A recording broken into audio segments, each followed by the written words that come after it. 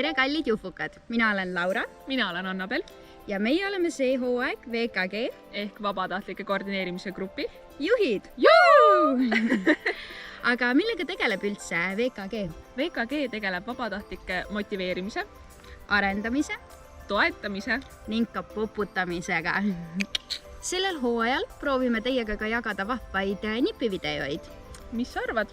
Kas lähme vaatame, mis nipid oktoobriks varuks on? Lähme! Tulge meiega!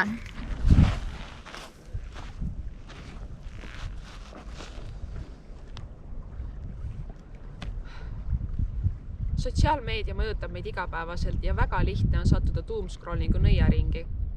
Mis see on?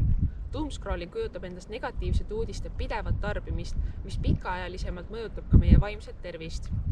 Selleks, et sellest välja tulla, tasub üle vaadata oma sotsiaalmeedia sisu ning hakata jälgima kontosid, kes edastavad valdavalt ainult positiivset sisu.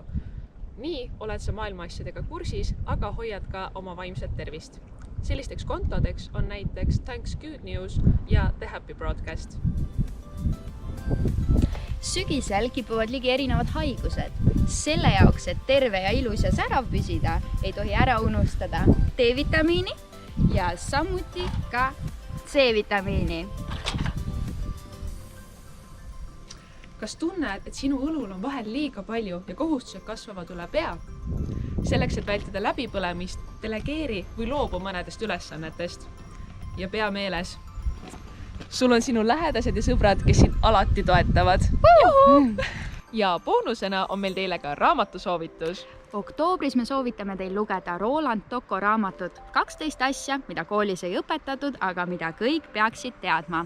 Nii et ilusaid ilmasid teile, ilusaid lugemiskogemusi ja loodetavasti meie nippidest oli teile kasu. Peatse kohtumiseni! Tšau!